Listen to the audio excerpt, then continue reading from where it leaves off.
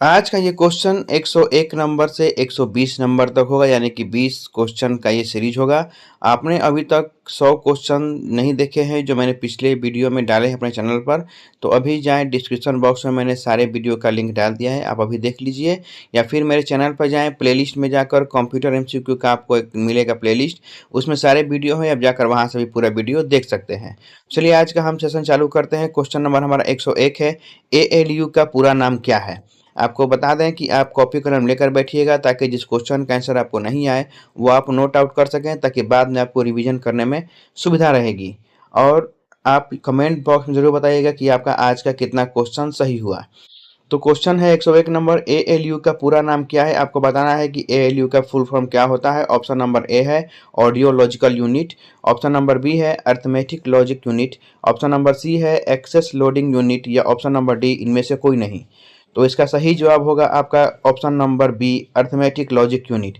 ALU का full form होता है अर्थमेटिक लॉजिक यूनिट, यानी इस क्वेश्चन का सही आंसर हो जाएगा option number B, arithmetic logic unit. आज का अगला प्रश्न है, डिस्क और टेप ड्राइवर मुख्यतः निम्न रूप में प्रयुक्त होते हैं। क्वेश्चन है, डिस्क और टेप ड्राइवर मुख्यतः निम्न रूप में प्रयुक्त होते हैं। ऑप्शन नंबर ए है soft copy, option number B है secondary storage device, option number C है हार्ड कॉपी, या ऑप्शन नंबर डी उपरोक्त सभी। आपको बताना है कि डिस्क और टेप ड्राइव को मुख्यतः किस रूप में प्रयुक्त किया जाता है।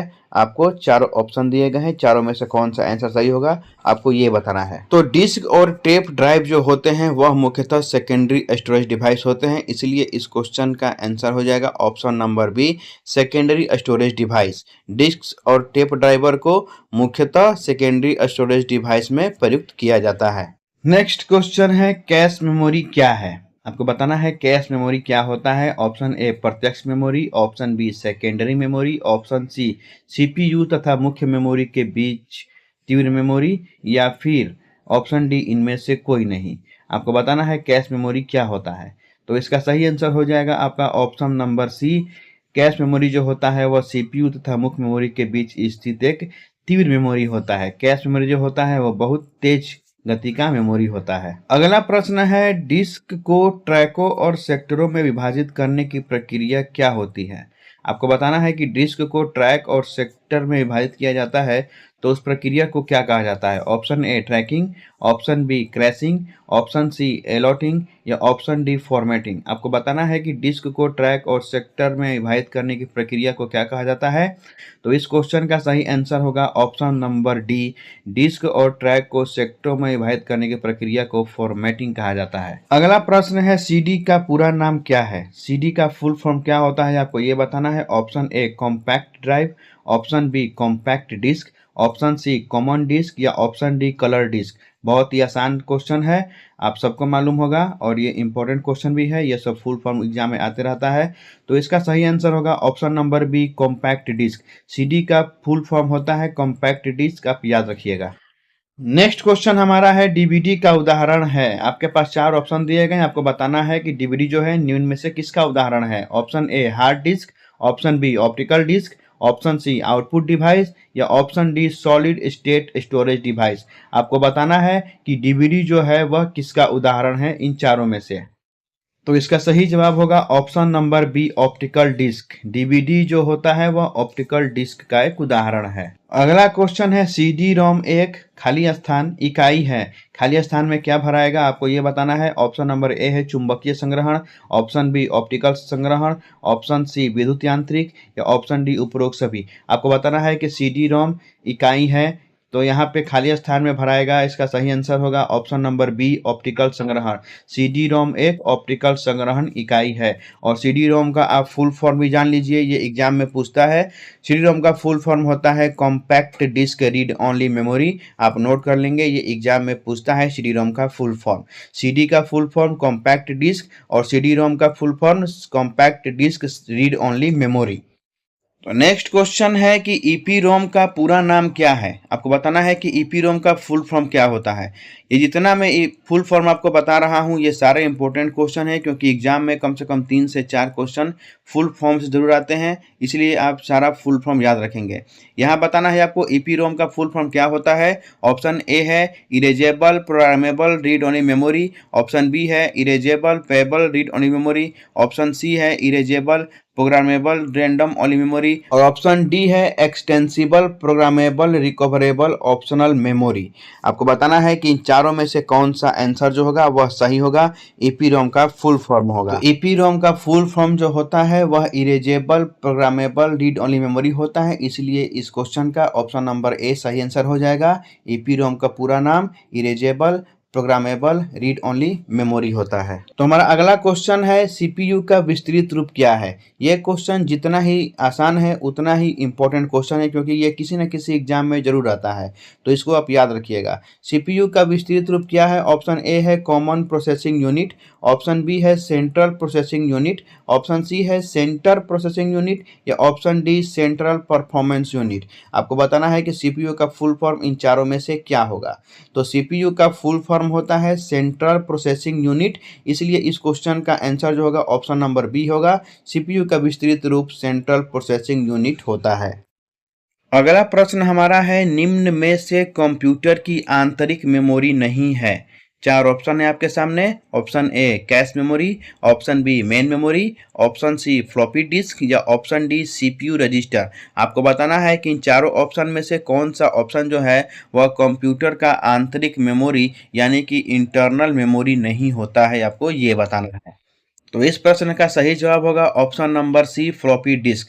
फ्लॉपी डिस्क जो होता है वह कंप्यूटर का आंतरिक मेमोरी यानी कि इंटरनल मेमोरी नहीं होता है। अगला प्रश्न है एफडीडी डिस्क है। आपको बताना है कि एफडीडी डिस्क कैसा डिवाइस है। Option A input, option B output, option C storage, या ऑप्शन डी उपरोक्त सभी। आपको बताना है कि एफडीडी कैसा डिवाइस है। तो इसका सही आंसर हो जाएगा आपका ऑप्शन नंबर डी उपरोक्त सभी। एफडीडी जो होता है वह इनपुट भी होता है, आउटपुट भी होता है और स्टोरेज डिवाइस भी होता है। और एफडीडी का फुल फॉर्म याद कर लीजिएगा। एफडीडी का फुल फॉर्म होता है फ्लॉपी डिस्क ड्राइव। ठीक है। और फ्लॉपी डिस्क ड्राइव कैसा डिवाइस है, तो इनपुट आउटपुट स्टोरेज तीनों प्रकार का डिवाइस है, इसलिए इस प्रश्न का जवाब हो जाएगा ऑप्शन नंबर डी उपरोक्त सभी। नेक्स्ट क्वेश्चन है निम्न में से किस कंप्यूटर की गति सबसे तीव्र होती है। इस क्वेश्चन का भी आंसर मैंने पिछले वीडियो में बताया हुआ है, आप अगर वीडियो देखे होंगे तो आपको याद होगा। बहुत ही आसान क्वेश्चन है। निम्न में से किस कंप्यूटर की गति सबसे तीव्र होती है। Option A micro computer, option B mini computer, option C main frame computer, या फिर ऑप्शन डी सुपर कंप्यूटर। आप सभी को इस प्रश्न का सही जवाब मालूम है। इस प्रश्न का सही जवाब होगा option number D super computer. Super computer का गति जो होता है वह सबसे तीव्र होता है। अगला क्वेश्चन है एलईडी का विस्तृत रूप क्या है। बहुत ही इंपॉर्टेंट क्वेश्चन है। एलईडी का फुल फॉर्म क्या होता है। Option A light emitting diode, option B liquid emitting diode, option C light immersion diode, या फिर option number D none of these. आपको बताना है कि एलईडी का फुल फॉर्म क्या होता है। जितना फुल फॉर्म वाला क्वेश्चन है सब आपको याद रखना है और सबका फुल फॉर्म याद रखना है। एग्जाम में ये सब क्वेश्चन जरूर आते हैं, तो आपको बताना है एलईडी का विस्तृत रूप क्या होता है। तो एलईडी का फुल फॉर्म होता है लाइट इमिटिंग डायोड, इसीलिए इस प्रश्न का सही उत्तर होगा ऑप्शन नंबर ए। एलईडी का विस्तृत रूप लाइट इमिटिंग डायोड होता है। नेक्स्ट क्वेश्चन है निम्न में से कौन सा पुर्जा पूरे सिस्टम का प्राथमिक पुर्जा यानी कि प्राइमरी कंपोनेंट कहलाता है। आपके सामने 4 ऑप्शन है। Storage device, option B motherboard, option C CPU, option D ALU. आपको बताना है कि इन चारों ऑप्शन में से कौन सा ऑप्शन जो है वह पूरे सिस्टम का प्राथमिक पुर्जा यानी कि प्राइमरी कंपोनेंट कहलाता है। तो इस क्वेश्चन का सही जवाब होगा option number B motherboard. Motherboard जो होता है वह पूरे सिस्टम का प्राथमिक पुर्जा यानी कि प्राइमरी कंपोनेंट होता है। मदरबोर्ड सीपीयू, जीपीयू और हार्ड ड्राइव को आपस में इंटरैक्ट करने में मदद करता है। नेक्स्ट क्वेश्चन हमारा है माइक्रो प्रोसेसर पर हीट सिंक तथा पंखा लगे होने का क्या लाभ है। ऑप्शन ए है यह चिप के तापमान पर नियंत्रण रखता है। ऑप्शन बी यह चिप को गंदगी से बचाता है। ऑप्शन सी एक तथा दो दोनों, या ऑप्शन डी इनमें से कोई नहीं। आपको बताना है कि माइक्रो प्रोसेसर पर जो हीट सिंक और पंखा लगा होता है उसका लाभ क्या होता है। तो इस क्वेश्चन का अगर सबसे सही और सबसे सटीक आंसर की बात करें तो इस क्वेश्चन का सबसे सटीक आंसर होगा ऑप्शन नंबर ए, यह चिप के तापमान पर नियंत्रण रखता है। यानी माइक्रो प्रोसेसर पर जो हीट सिंक तथा पंखा लगा रहता है वह चिप के तापमान पर नियंत्रण रखने का काम करता है। अगला प्रश्न है हमारा, निम्न में से कौन सा कंप्यूटर का इनपुट उपकरण है। बहुत ही आसान क्वेश्चन है, इसका जवाब आप जरूर दे पाएंगे। ऑप्शन नंबर ए है प्रिंटर, ऑप्शन नंबर बी है वीडीयू, ऑप्शन नंबर सी है टीवी, ऑप्शन नंबर डी है लाइट पेन। आपको बताना है कि इन चारों में कौन सा इनपुट डिवाइस है, इनपुट उपकरण है। तो आप सभी जानते हैं कि इन चारों में से जो आंसर होगा वो ऑप्शन नंबर डी होगा, लाइट पेन। लाइट पेन एक इनपुट डिवाइस है, बाकी प्रिंटर, वीडीयू और टीवी ये सब क्या है, आउटपुट डिवाइस है। और बात करें वीडीयू की तो वीडीयू का फुल फॉर्म लिख दीजिए, ये क्वेश्चन आ सकता है एग्जाम में। वीडीयू का फुल फॉर्म होता है विजुअल डिस्प्ले यूनिट, आप इसको नोट कर लीजिएगा, ये एग्जाम में क्वेश्चन आ सकता है। एक और फुल फॉर्म से रिलेटेड क्वेश्चन आपके सामने है, पी रोम का विस्तार रूप है। आपको बताना है पी रोम का फुल फॉर्म क्या होता है।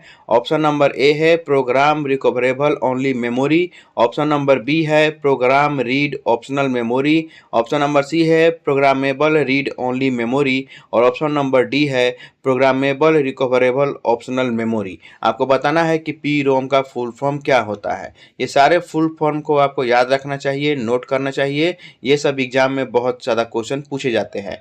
तो बात करें पी रोम के फुल फॉर्म का तो पी रोम का फुल फॉर्म होता है प्रोग्रामेबल रीड ओनली मेमोरी। यानी इस क्वेश्चन का ऑप्शन नंबर सी आंसर हो जाएगा। पी रोम का फुल फॉर्म विस्तारित रूप होता है programmable read only memory. Next question हमारा है, निम्न में से कौन सा कंप्यूटर तंत्र का हार्डवेयर घटक नहीं है। आपके पास चार ऑप्शन है, चारों में से आपको बताना है कौन सा हार्डवेयर नहीं है। ऑप्शन ए है कीबोर्ड, ऑप्शन बी है सीपीयू, ऑप्शन सी है माउस या ऑप्शन डी उपरोक्त में से कोई नहीं। आप जानते हैं कि हार्डवेयर हम उसे कहते हैं जिसको हम अपने हाथों से छू सकते हैं या अपनी आंखों से देख सकते हैं, और सॉफ्टवेयर वो होता है जिसको हम न देख सकते हैं न छू सकते हैं। तो आपको बताना है कि इन चारों ऑप्शन में से कौन सा ऑप्शन होगा जो कि हार्डवेयर नहीं है। कीबोर्ड एक हार्डवेयर है क्योंकि हम इसे छू सकते हैं, देख सकते हैं। सीपीयू भी हार्डवेयर है, इसे हम छू सकते हैं, देख सकते हैं। वही माउस भी एक हार्डवेयर है जिसे हम छू सकते हैं या देख सकते हैं। तो इसका सही आंसर हो जाएगा इस क्वेश्चन का ऑप्शन नंबर डी, उपरोक्त में से कोई नहीं।